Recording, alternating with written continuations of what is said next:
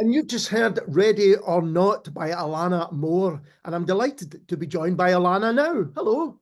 Hello. So what can you tell us about the single Ready or Not?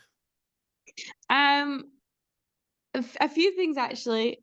First of all, it's one of my favorite ones that I've written. I love to play it, and it was a really fun to produce. But it's a song about being with the right person at the wrong time. So being in a situation where if circumstances were different, you could see a life with this person and sort of grieving the loss of that, but also being angry and frustrated and not enjoying the time you have left because you're too upset that it's got an end date, sort of coming to accept that. Um yeah, it's quite sad, but I do think I like it. Well, it's really interesting, I think, for all those things, because one, I think it's something that everyone kind of can empathize with, I think. And also, I played it on the show last week, and I'm not a musical person, so I was trying to put into words what I kind of felt about it. And it seems to me that the kind of reflective nature of the lyrics is reflected in the way that the song unfolds. There's a kind of Yeah. pace about it. And is that fair thing to say? Yeah, I was trying to, well, sort of that sort of main lick, the sort of guitar was what came first. Like my partner, he sort of played around with it. We had to play around with it, and I sort of came up with the concept because and the way I tried to produce it was, yeah, like time's plodding on. Like it does have like dramatic moments and moments of tension and parts where it builds up and comes down, but it's still quite continuous. It's not as dynamic as some other songs. It's just I wanted to sort of create the sense of like time is plodding on, even if you don't want it to. Um, and I think it just sort of adds to the sort of emotiveness of it because you sort Yeah. of feel as the song's going on that you like, yeah, you also don't want this hypothetical thing to end. And yeah, so it was, yeah, very intentional. It's an interesting idea. I think that you have, as you say, the time that you're kind of mourning what might have been but won't be because of timing, and then Yeah. you're also thinking you're almost in stasis because you know something's about to come to an end. But Yeah.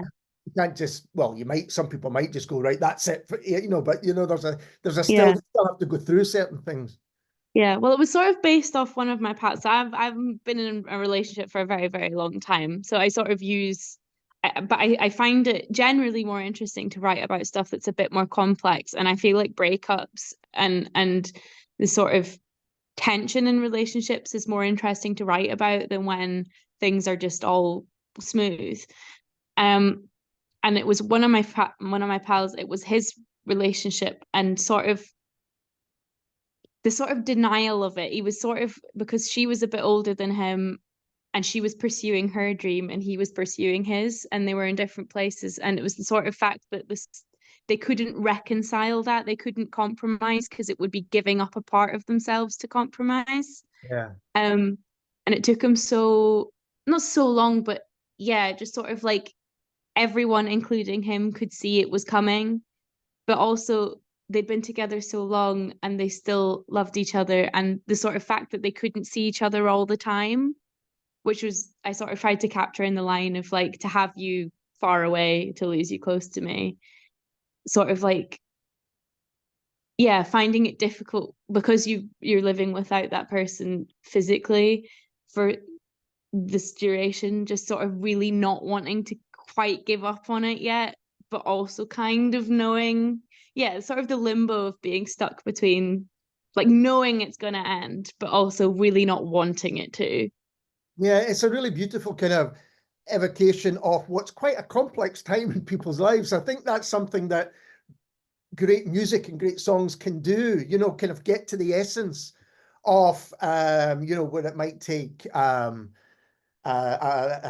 writer a few pages to kind of get stuck into and get it. The song Yeah. can really drill down to the essence of it. And it made me think, how do you approach writing songs? Do you have a key idea and then do you share it with other people? How does it work? Yeah. Well, it sort of varies, but generally what I like to do is to have some kind of a concept, whether that's a concept or a feeling, whether that's a title or a line that I quite like, that I feel is quite evocative of something, or an idea like that of like, oh, what would it be if I was in X situation or B situation, wouldn't that be interesting? And I sort of run from there. I sort of circle around. I've like got the good four chords that I like to play with first to get the sort of lyrics down and the feel of something down. And then I come back and I sort of mess around with it afterwards. But yeah, I sort of start with a concept, I feel. And do you think that there's an Alannah Moar sound? Do you think, you've got a kind of... the reason I'm asking that is I think when I hear your vocals, I know who it is. I think they're quite distinctive. Yeah, I feel like there is. I definitely feel like my voice, like having been doing this for a long, long time, I've sort of heard from when I was younger and sort of figuring myself out, like you send your songs to everybody and whatnot, and I heard back fairly often like none of these songs sound like each other. You don't have like a style, you don't have like a voice, you don't have a genre, and that's apparently a bad thing. And well, not bad, but like no one ever was mean or anything. And I sort of never understood it. I think because my voice has been quite distinctive, I was like, but they do all sound the same. They do all sound like me. But in the last couple of years, now that I've like really gotten into, I mean, I was producing and mixing and stuff before, but not as well. I feel like I've gotten really, really, really into it now. I definitely have more of a style. Like I like the layering. I like the harmony, like vocal harmony. I like a little bit of pop. I like a little bit of sort of pop production and the sort of sharpness and cleanness of that, but also a bit of grit and um a bit of reverb and sparkle and the sort of stuff you hear in sort of folk, but also the sort of stuff you hear in like sort of 70s style rock. I sort of got, yeah, I've just sort of got something down now. I would call it dramatic folk pop. But that I don't know if that even encapsulates it, but I feel like I have a sound now, and it's quite fun to feel like the things I've been putting out in the last couple of years have felt a lot more cohesive. Yeah. Right. Yeah, maybe that's it, that it has worked. But I think when coming back to your voice, there's a kind of, it's interesting you say 70s rock, because I was thinking about Stevie Nicks here, and not in terms of maybe the actual sound of the singing, but there's a kind of melancholy quality. When we hear Stevie Nicks singing about anything, there's a kind of slight melancholy in the background. I think it's the same with when I listen to you. Is that a fair thing to say? This is the best compliment ever. I love Stevie Nicks. But do you know what I mean? It's not like Yeah. here's Stevie Nicks singing and here's Alannah singing, but there's a quality in both voices, I think, which comes across. Oh, thank you, thank you. I do try. I mean, obviously when I'm performing and stuff, but I also do try when I record. I don't focus too much on how it sounds in terms of like in tune, because I can always go back and pitch stuff, but I want to get the tone and the feeling and this. I want it to feel like I'm performing it. I want it to feel like I'm like feeling it as I like sing it. Because yeah, I feel like it does bring something. It brings more life into the songs and sort of makes them hit harder. And I think that's why Ready or Not such a good single, because the lyrics and the music and your voice kind of all complement each other as it goes along. They seem to all kind of work really well together. We're going to hear another track from yours, Reciprocate, which, when did that come out? Was that last year or the year before? Yeah, it's around this time last year. It was September last year. So people will be able to hear for themselves the kind of, the similarities there. So tell us a bit about your musical life. How did it kind of begin for you?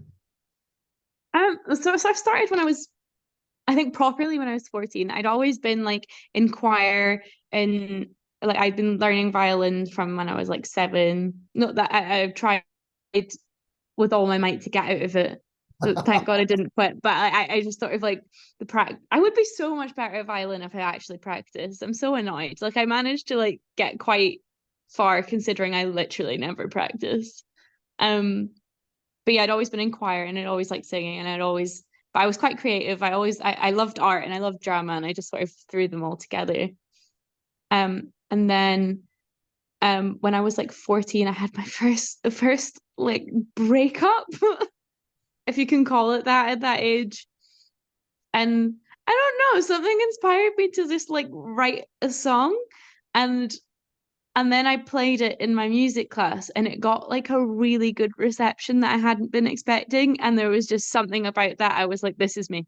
This is what I want to do, and I'm not going to do anything else. And this is all I want to do ever, all the time. So I'd sort of been writing and playing little songs and stuff from then. And then from when I was about 16, mum and dad used to take me to like local open mics and stuff in Aberdeenshire, and I used to play this. There was sort of like the sort of 4 local bands that like I was in with that always had me support. And like we played Montrose Fest and stuff like that. And then I went to university to study music, and I sort of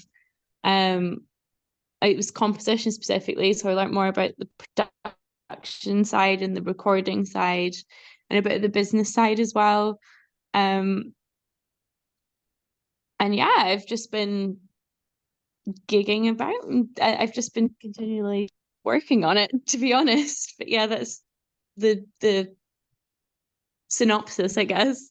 And where did you study music? Edinburgh Napier. All right, okay, I know it. Yeah, I know it well. And that's interesting that they also teach the business side of things and the kind of more practical side of things. I take it that's an important aspect. Yeah, it's definitely because it was the pop music course, so it was like um yeah, so you'd have composition, which would be like we would work on folios, and we'd work on like making music and production and what things needed and collaborating on that and kind of stuff. But yeah, there was some business stuff as well. Like we had people from Help Musicians, and learned about tax returns, which so far I have not earned nearly enough money to have to use that information. But when I need to do it, I can do it. And just sort of generally contracts and like all the boring stuff, but it is important. It really is. I know a lot of people in bands who never even thought of that. You know, they didn't have any of that kind of educated side of it and really struggle to deal with that, you know, at all. Things like PRS and all that side of things, you know, they really don't know much about. And I was just thinking that takes a lot of guts at that age when you were back at school with that initial song to stand up and do it, because you wouldn't have known what reaction you would have got. Yeah, to be honest, I still to this day don't really know why I did it. I don't remember what the thought process was, because it's I am quite a loud person, but I'm also like quite like I'm loud, but I'm reserved, and like I don't think, like, having never done that before, I don't really know what the thought process was behind singing this original song to a group of people, because it was a new school as well. I didn't know anybody all that well. I don't really know why I did it, but like yeah, I haven't really looked back since. That's got a American teen movie written all over it. The new girl in school who gets up in the class and sings about her Oh, heart. I That's know. amazing. And we mentioned Stevie Nicks earlier, and you said, you know, what an influence. Who are your other influences that you kind of take on? Um, Nina Nesbitt is someone that I've loved for like a decade now. Um, so she's a big inspiration, and because she's like independent as well, and sort of all of that as well. Love Gabrielle Aplin. Uh, Huge fan of Foy Vance. Um, and obviously, like, I've met Katie Tunstall, and she's wicked as well. Um, really cool. So it's that kind of thing. Just like as soon as you get asked a question, all the people that you love sort of Yeah, initially when I first started getting into music, I was a huge fan of like Ed Sheeran and stuff, but I feel like as time has progressed with him, his albums have not been my kind of cup of tea anymore. But like his older stuff, I really, really loved that when I was younger. And yeah, my family always played the Corries, and Eric Bogle's been a favorite for a long, long time in our family. Um, so he would probably be one as well. Yeah, it was like a sort of mix of stuff. I used to love McFly as well. McFly were a big a big influence on me when I was younger. I was lucky enough to interview Ronnie Brown, on podcast. Okay. He was one of the best guys, and he told the funniest dirty joke ever on our podcast. It's absolutely hilarious. He was such a lovely, lovely man. And I think Nina Nesbitt's interesting because I think there's someone else who kind of does different styles of music, but you can always tell Yeah. the Nina Nesbitt track, I think. Yeah. Like and also because I started getting into her music sort of just before she released Peroxide, like her first album. And I think what I really liked about her journey is like I was like 16 or 15, 16 when I first started getting into her, but she was obviously only like 19, 20 at the time. And sort of I feel like I've like grown up with her albums and stuff. So it's fun seeing her figure out her sound and her figure out the kind of thing she likes, and her like especially when she was like it resonates with me, or like sort of being signed to the label and being excited about it, but it not being a straight line. Like she got dropped, but then she made it work, and she's better for having gone through that. And I feel like that's, given the industry is so volatile and stuff, it's nice to have someone who I look up to and admire and think is wicked cool, who hasn't had this simple Yeah. trajectory.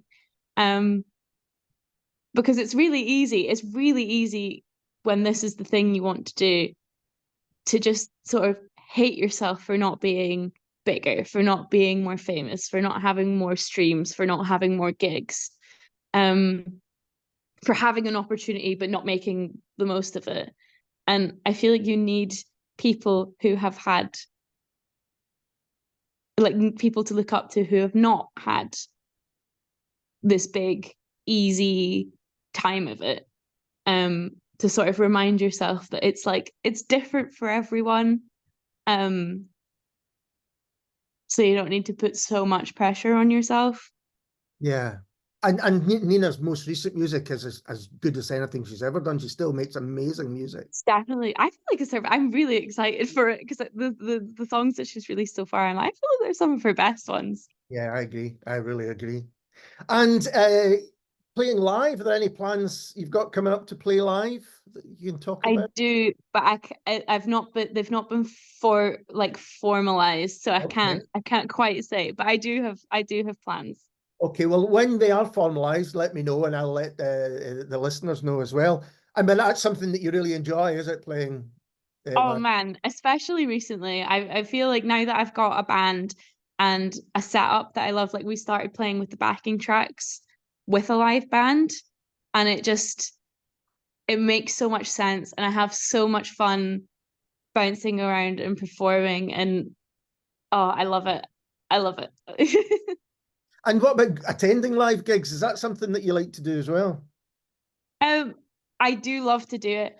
I haven't managed to go to as many as I would like to recently, just because, cost of living and all of that kind of stuff. Yeah. But I used to, before we sort of disbanded, I used to work for So Far Sounds in Glasgow, and it was just a great excuse to see live music. Like, I mean, I was like emceeing, I was working, but getting to see so many people that I wouldn't have heard of otherwise, and wouldn't have necessarily known to go and see before. Like Alice Faye was someone that I'd not heard of, that I'd not was not on my radar. And then I worked one of the sofars that she played, and I'm like, whoa, I'm the biggest fan. Like she's so good. But yeah, I would like to go to more. I think that might be my New Year's resolution for next year. Might be go see more live music. Yeah, Alice Faye is astonishing, both live and on record as well. Well, that sounds like a great New Year's resolution to do, definitely. But I'm looking forward to hearing when you can tell us what your plans for any live Yes. are. Alannah, thank you so much for taking the time to talk to me. It's been an absolute pleasure. No worries at all. It's been lovely. And this is Alannah Moar and Reciprocate.